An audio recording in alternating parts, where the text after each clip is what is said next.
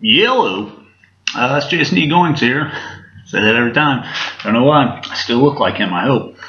You're getting the balder version today because I forgot my hat.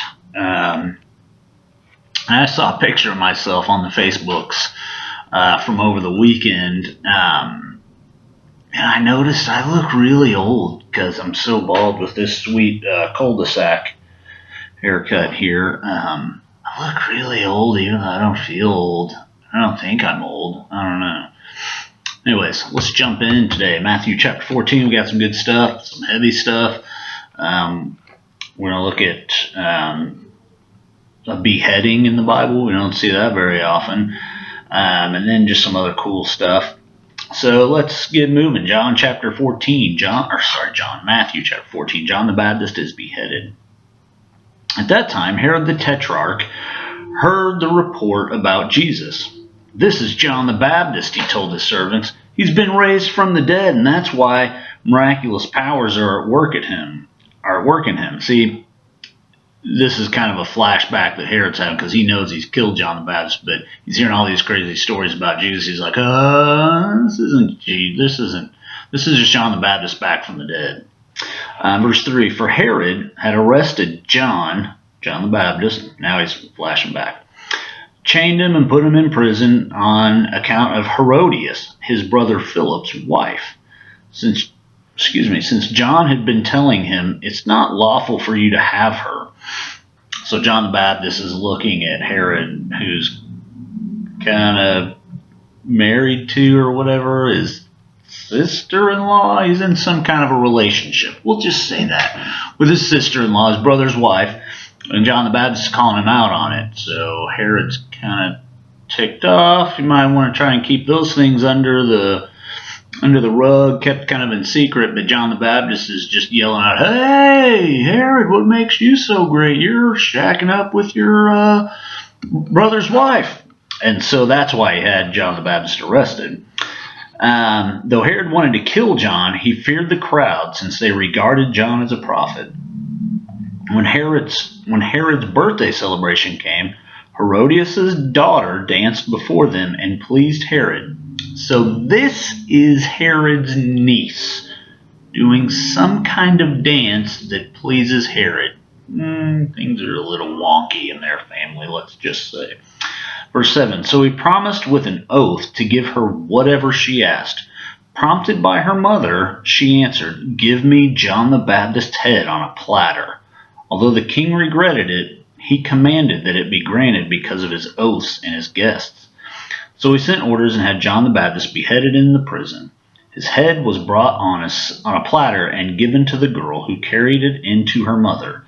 Then his disciples came, removed the corpse, buried it, and went and reported it to Jesus." So this is a crazy story about how this guy gets killed. This weird dude that's causing his brother's extramarital affair with his brother's wife is now tempted by their daughter, which is his niece, in this dance.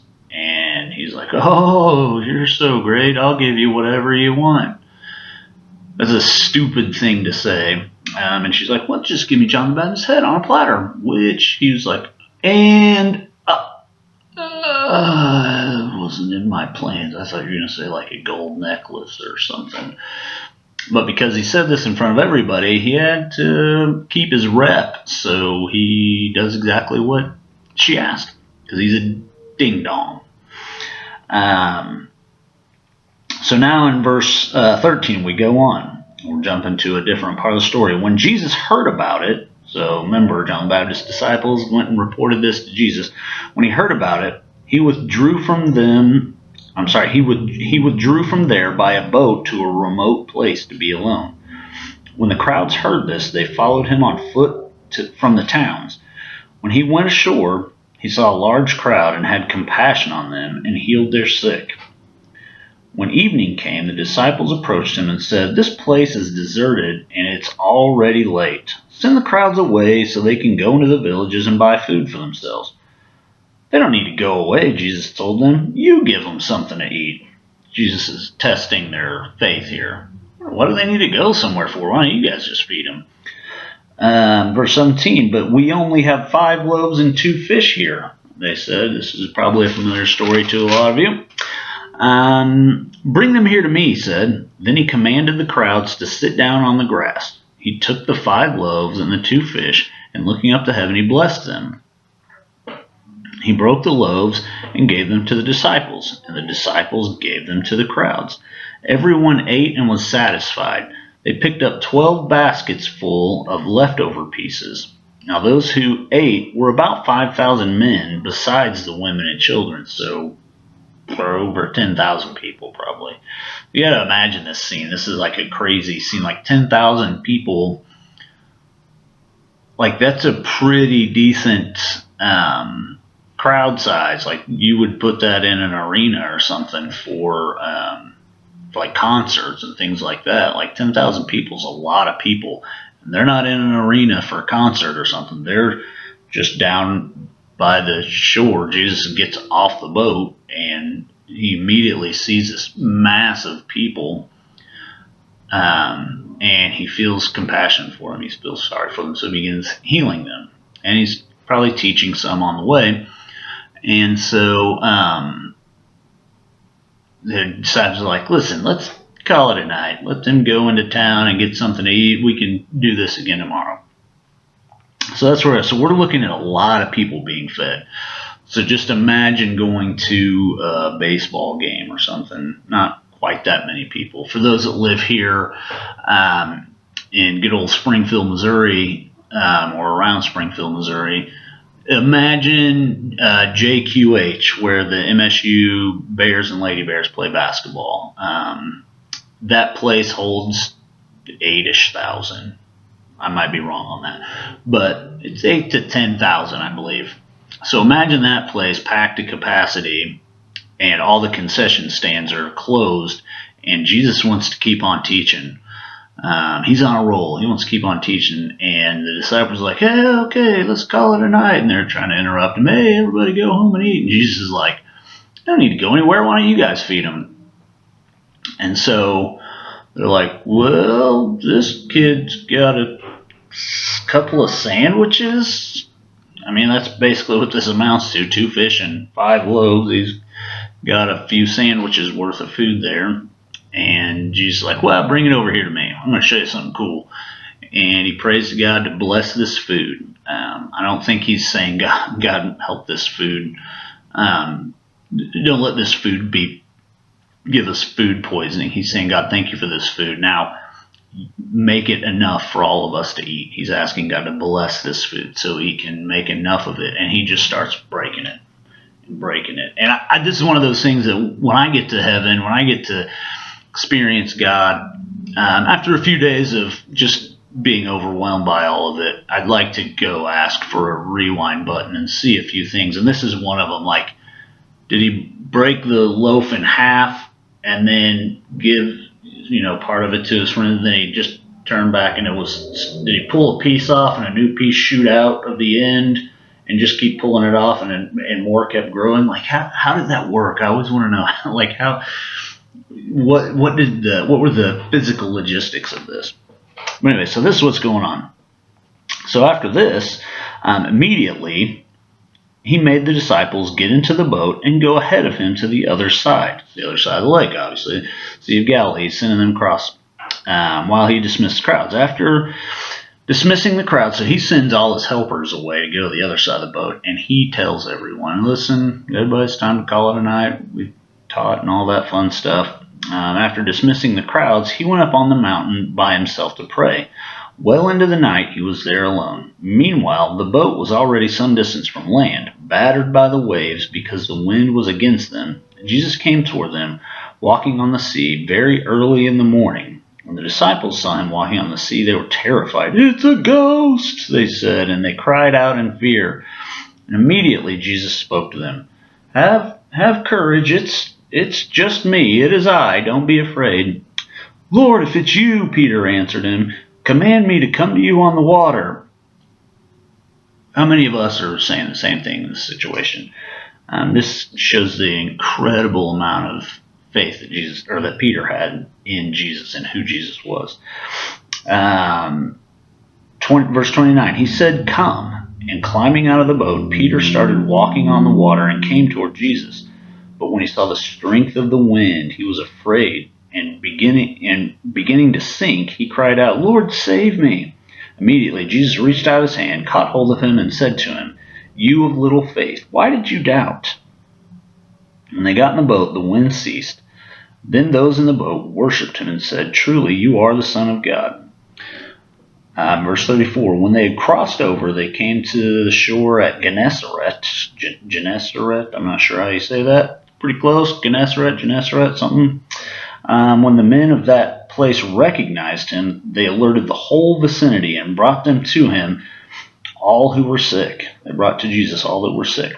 They begged him that they might only touch the end of his robe, and as many as touched it were healed.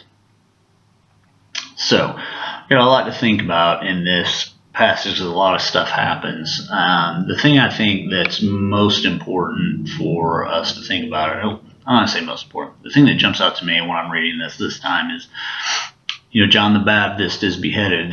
He's Jesus' cousin. I don't know if you remember that way back at the beginning of this chapter, but John the Baptist is Jesus' cousin, and he's just been killed. So these guys come and tell him, "Hey, Jesus, your cousin's been killed." And so imagine that happening to you.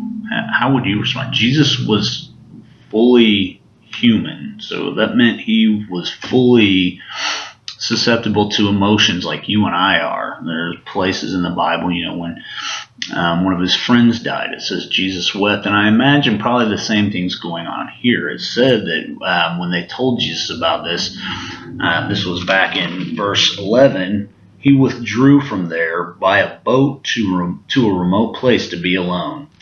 And I imagine he's horribly grieved. He and John the Baptist probably hung out and played cops and robbers, maybe centurions and slaves, Romans and Christians, something like that. But anyways, they were probably very close, and he knew the ministry that John the Baptist had, and he knew what John the Baptist's role ultimately was in his life. John the Baptist's role was to get the Israelites who were there at the time ready for Jesus to start teaching. And so they have very similar ministries. John the Baptist's job was to point the Israelites already there towards Jesus. And as they came to John the Baptist, he would point them towards Jesus, and he would tell them, "Repent, the kingdom of God is coming." He's talking about Jesus and this new kingdom that Jesus is establishing. And so he's died, and now Jesus has gone off to be alone, probably to grieve, probably to pray to God. This is a pretty serious deal. And Jesus, being fully God, knew all this was going to happen, but the fully human side of him was probably still sad. And eventually people notice who he is, and they start coming, "Oh, they're wanting stuff." And Jesus sees this crowd coming, and he feels compassion for them. He doesn't look up from his prayer, and he's not like, "Oh, why can't they just leave me alone? My cousin's just been killed. Why can't I just have some time to grieve?" He looks up and he feels compassion for them, and immediately begins to heal them and to teach them. And it just tells us, man, no, Jesus is concerned about us. His love for us knows no bounds. There's nothing that keeps him from loving us and feeling compassion for us. And he begins to meet their needs immediately, their physical needs first, and then he's teaching to them. And then after he's teaching, they have physical needs again. And so he feeds them, and then he continues teaching them. And he doesn't just run away. He doesn't say, "All right, that's it," and run away in a limo or helicopter or something. He sends his helpers on to the other side of the Sea of Galilee, which to me, I always wonder, what were they thinking? They just left Jesus behind. They're supposed to be with him, and he sent him to the other side. Were they wondering how he was going to get there? That's kind of a funny thought if you think about it. If you're the disciples, halfway across the Sea of Galilee, you're like, "Wait a minute, how's Jesus getting over here?" But we read and see they had their own struggles and fights that they were dealing with in the meantime.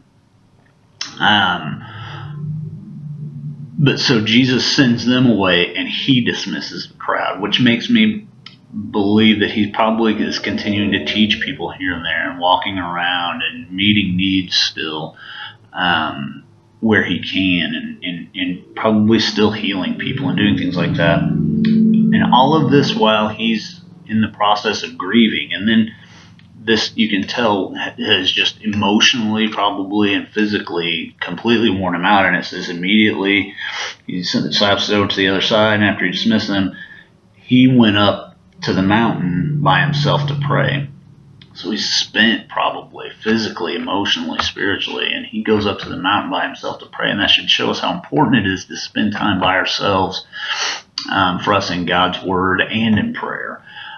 Jesus did that to get kind of a spiritual recharge and say, hey, God, we're going. I'm coming to you. I'm talking to you. Let's get this thing worked out. And so he did that. And Jesus does that several times. He goes away by himself to pray. And it always says that. Jesus went alone to pray, went by himself to pray. And he goes to these places and does that. And then we get the cool story of walking out on the waters. And at that point, then they're all scared and all that stuff. So it's just an amazing story where we get to see God's true compassion. We get to see it displayed through this person of Jesus who I think a lot of times we forget the human side of Jesus. We focus on the divine side, and rightly so. He's fully God and fully man. But we forget the human side, the side that has hurts, that maybe stubs his toe or that gets his feelings hurt when he gets made fun of. Because we know kind of what the end story is, and we know why he went through all this. But I think we forget that while he was alive, he had tragedies in his life. He had things, he had obstacles he had to overcome physically.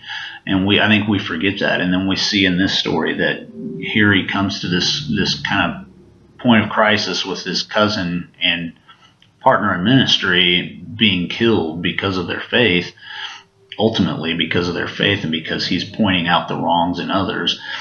And I think it kind of breaks his heart. I think he's kind of crying because why else would he go to be alone after hearing this?